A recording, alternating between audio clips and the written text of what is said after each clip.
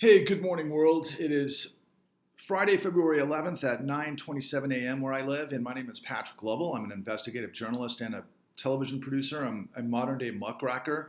I'm about truth. I'm about justice. I'm about liberty and justice for all, and I'm here to tell you that that doesn't exist anymore. And the reason it doesn't exist is because what you all know intuitively, but you don't understand the details. How many of you think that the system is corrupt by a raise of hands? Let me point it out. Looks like there's about 97 million of you out there that say that the system is corrupt. Okay, by the same show of hands, how many of you know exactly what makes the system corrupt? Who did what, when, and how, and why, and who covered it up, and how that affects everything that happens in your daily lives? Please, by a show of hands, what can I see? All right, I see a smattering out there. I'm counting one, maybe two, maybe there's five. Okay, we'll just call it 13 total. Not too many of you, by way of percentage, understand how your system is corrupt. I'm here to tell you some details that you have never heard before. So turn up the volume, watch this a million times, and try to get hip to what's actually going on because you're getting played. We're all getting played, and we're getting played by a monstrous, diabolical machine of deception that's literally full of shit. Who am I? The dude that's bringing you the truth bombs, and I'm going to deliver it every day until it frickin' registers because we've got to make a comeback, and we got to make a comeback now. So what's going on? Well, why don't we start at the beginning and start at the apex of this whole thing because it's all going to come full circle. How many of you know the name Jerome Powell? Apparently not many of you. Jerome Powell is probably the most important person in the world. Why? Because he's the fair Ched. He's the chairman of the Federal Reserve. And that means he's at the apex of how money flows into the system and out of the system. How many of you know that the guy's under investigation right now and actually guilty of insider trading? Do you know what insider trading is? Do you know who Robert Kaplan is? Robert Kaplan is the chair of the Dallas Fed, one of the regional Federal Reserve banks. He's also being indicted, well, not really, investigated slightly, but some journalists, crack journalists are on it by the name of Pam Martins and Russ Martins from Wall Street on Parade, and they're the only ones that actually get this and are bringing it to the public each and every day. So I highly encourage you to watch what they're putting out there because it's extremely important. But do you know what the Federal Reserve does? All right, I'm looking around. Yeah, I'm not seeing a whole bunch of people who actually knows what the Federal Reserve does. The Federal Reserve is what creates the lifeblood of the entire world's economy. Why? Because it can actually digitize money into existence as much as it thinks necessary to put currency into the system of which everybody functions. Now, how does that system function? All right, I'm looking around. It looks like less of you actually know how it actually functions. Do you think money grows on trees? All right, well, the hardworking grandfather over there who worked in the fields his whole life says no. The guy who's just trading in Bitcoin over there who just lost a shit ton of money and when he was worth like $10,000 yesterday might be saying, yeah, it does, but it can also dissipate as quickly. Here's the story, guys. We have a currency called fiat currency. Fiat currency allows the Federal Reserve to digitize as much money as it needs to put it into currency to handle the financial system so that we could go to the ATM and we can get the money that's supposedly in our account out in cash if we need to, or we can, put on our card or send money to our friends to get them out of jail, or hopefully Valentine's gift to the one we love, which would be preferable. But in the interim, it's the entirety of the financial system depends on having enough money in it to function. Now, at the apex of that system that actually runs the system, you might call them the book.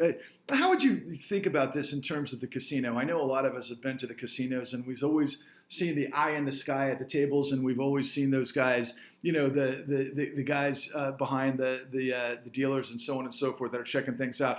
It's the boss's boss's boss.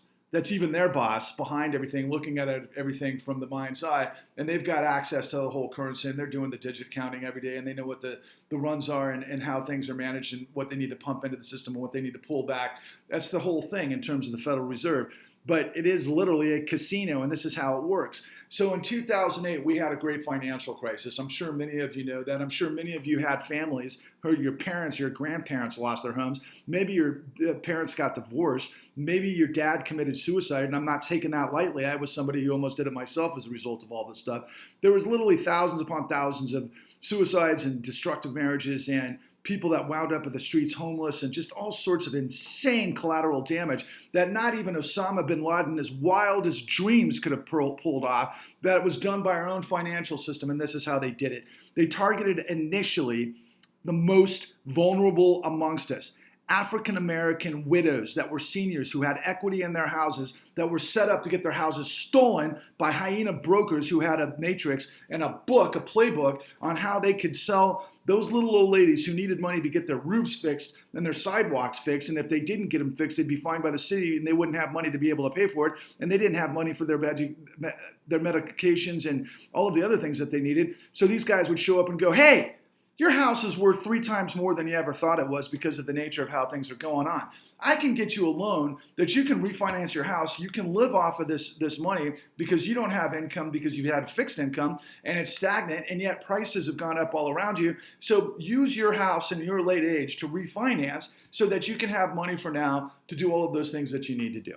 Well, lo and behold, the little old lady would think that was manna from heaven, and they'd be like, God, thank you. These guys just saved my life. Anyway, they set them up to frickin' lose their lives because this is how it happened in something that I documented in our television series called The Con, where a 91-year-old African-American woman by the name of Addie Polk, a church-going woman who grew up 400 feet, or I should say LeBron James grew up 400 feet from the church that Addie Polk went to, and in it's actually October of 2008, Miss Polk was being evicted wrongfully from a house she lived in for 4 decades. This elderly woman had cops at the door looking to throw her out of her house. She kept getting eviction notices. She tried to tell everybody that would listen that I own my own home and I don't understand why I'm getting these eviction notices.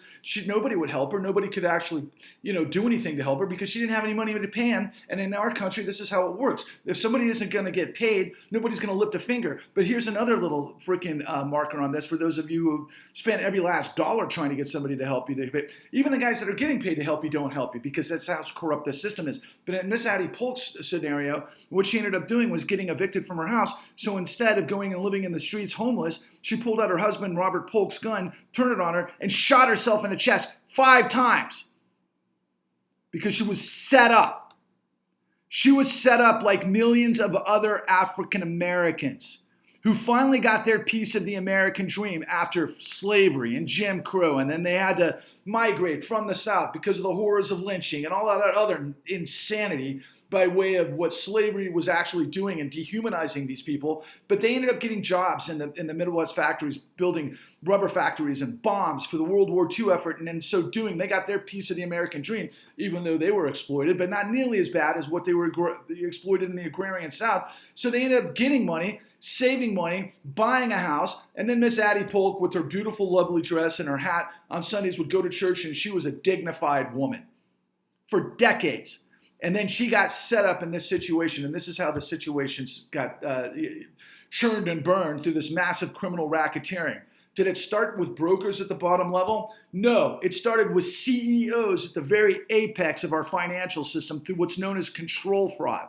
So have you ever considered why somebody would lend somebody money that they knew they couldn't pay it back?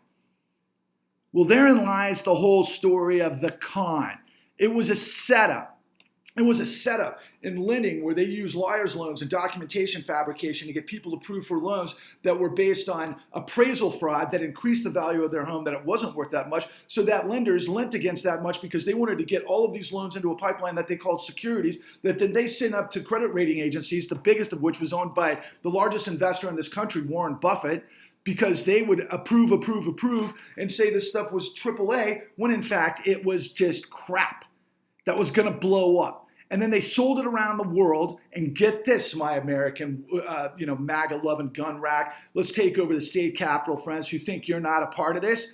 You were targeted just like Addie Polk. That's right. Pensions that have iron workers and steel workers and, the guys that actually built this freaking country with their bare hands. I've met them. They got set up because their pensions that they save for their retirement so that they could actually increase their net worth through the hard work in USA and all of those things that actually matter to us. These hyenas of finance had money managers that literally targeted them and called them, I shit you not, this is what they say, stupid money. That's what they consider the pensioners. Stupid money. So what they did was they set up all of these people. Goldman Sachs was at the apex of this stuff. Goldman Sachs is a huge investment bank that's now a bank holding company because of some insanity that took place after the great financial crisis to enable them to get out of what they were to become something they weren't so they could get free money from the Fed that backstopped this crime.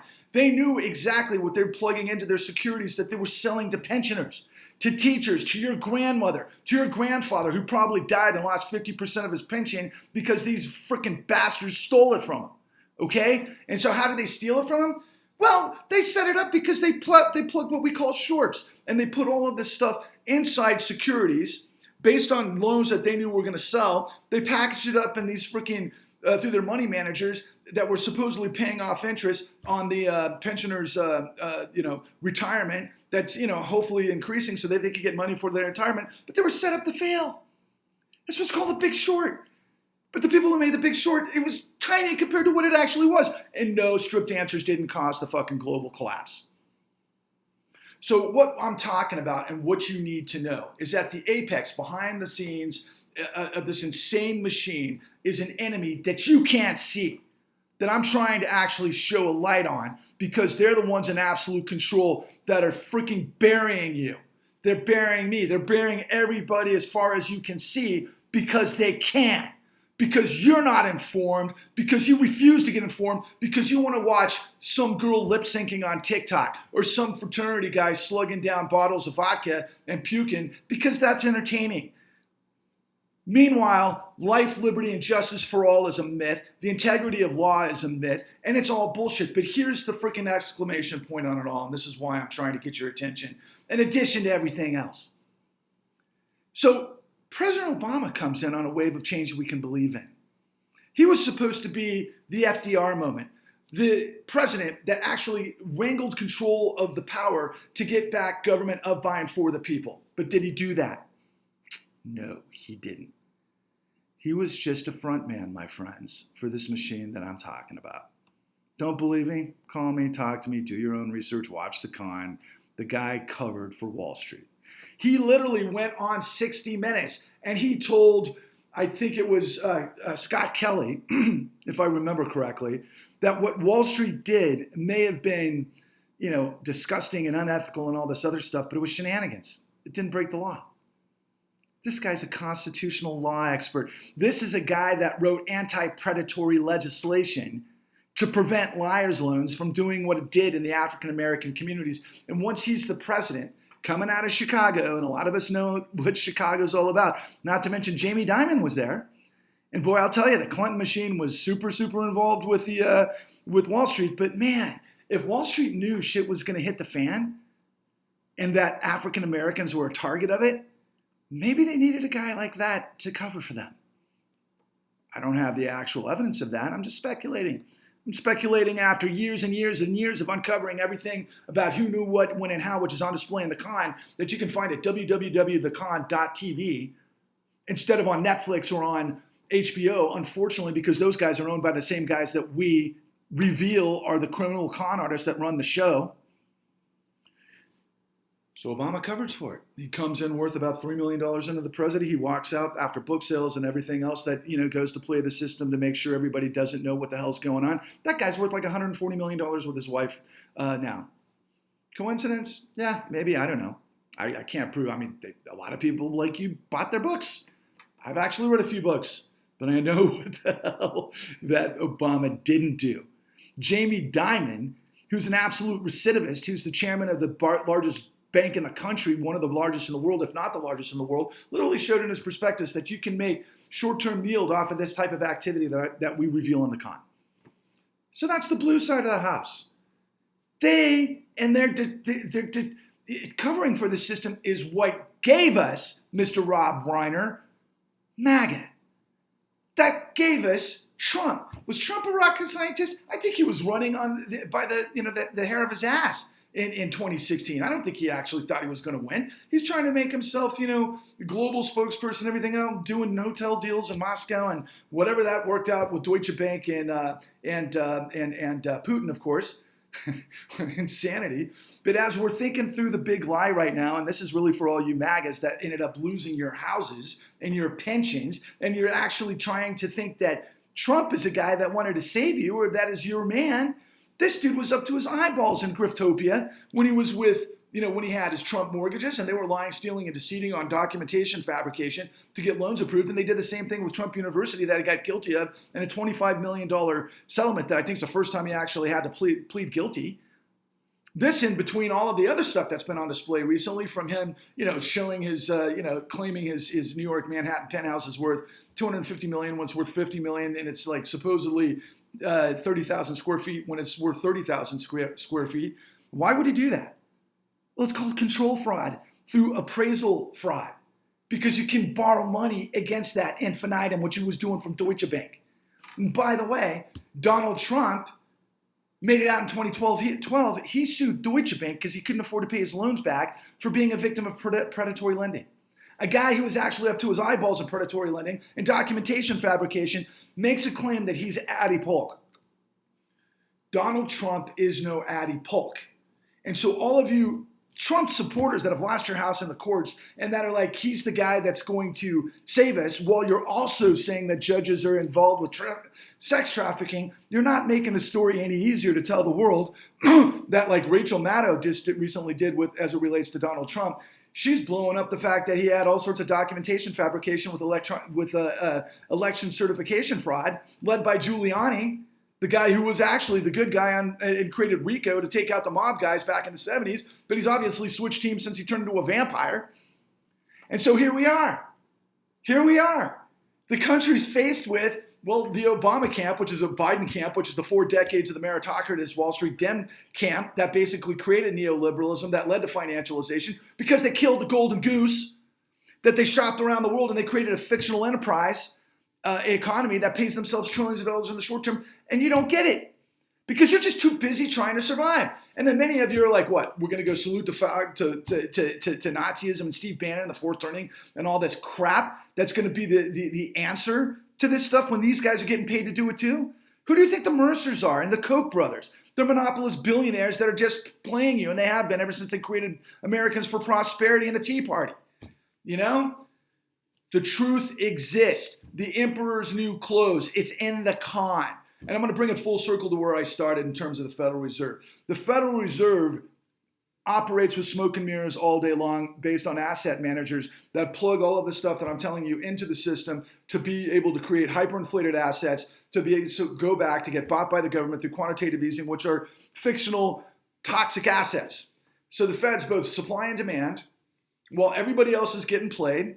It's a mythical, fictional economy that all the major players from around the globe are in on because they launder their money into our real estate, among other things. I'm talking about the Saudi sovereign wealth fund that goes in through the asset managers like BlackRock, who became an anointed king of the freaking world after the 2008 great financial crisis because the Federal Reserve chose them to be the recipient and the administrator of the $29 trillion that they put into the system to backstop this criminality and hide it from the rest of the world that would just never be seen or heard from again until you heard it from me. And it's still going on. It's been going on nonstop. It only gotten worse. In 2019, the same thing went down with 11.9 trillion that had to backstop derivatives trades, it looks like. And that's, if you add it up, that's 29 trillion, roughly 30 trillion, and another 12 trillion, that's 42 trillion, just for those two events alone. That's $42 trillion. Then we had the CARES Act and everything else. And I'm pretty convinced that, by the way, Steve Mnuchin, who was Treasury Secretary of the Trump administration, allowed Trump to get away with probably hundreds of millions of dollars of that CARES Act.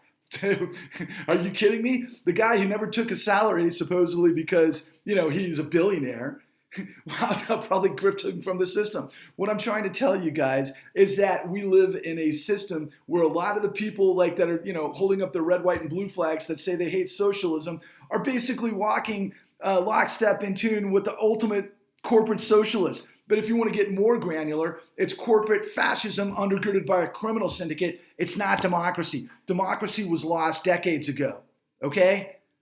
It's a corrupt system. And you guys continue to forego your responsibility as a citizen. The citizens of the United States have got to step up now because the media is fake media. all of this crap going after Joe Rogan for the N-word and the mashup and everything else that is, trying to create, distraction because of, his supposed misinformation on COVID. Meanwhile, they've been misinforming us about this story and many, many others for decades. They're all lying. Every single one is lying. And you can't do anything about it until you've got the facts. And the facts are in the con at www.thecon.tv. Sorry to get fired up. I just give a shit about the United States and liberty and justice for all. And I don't want to go see it in the hands of fascists and Nazis or communists or anybody else. I want the law to work. I want the integrity of the law to work. I want people within our institutions to not be corrupt. And I want the bad guys to get freaking taken down. And there's a way to do that. You know how to do that? First of all, you do the investigation. You get the facts through the institutions like the FBI, the DOJ, and the SEC, and so on and so forth. You put these guys on trial. And that can be done through what's known as a modern day PCOR hearing. I'm a muckraker trying to get everybody so fucking fired up that they go to our elected leaders who have all been playing this game, even Bernie Sanders and Elizabeth Warren. They're not corrupt, but they're playing by the rules of the corrupt. And so therefore they let it happen. Are they complicit in it? They're just protecting their position, which is bullshit. That has no courage, that has no integrity. We got to flush this whole system down the drain and replace it with the resurrection, not the insurrection. The resurrection based on liberty and justice for all and the integrity of law. That's who Patrick Lovell is. Am I running for president? Hell no, I'm not running for president. I want to continue to bring you truths, but I need to get you on first base. And the home run, the grand slam, the mother bomb truth of them all is the con. www.thecon.tv. Onwards and upwards, amigos. We're a country of competition. Let's start fucking getting in the game and let's take back control of our country. Onwards and upwards, my friends. Later.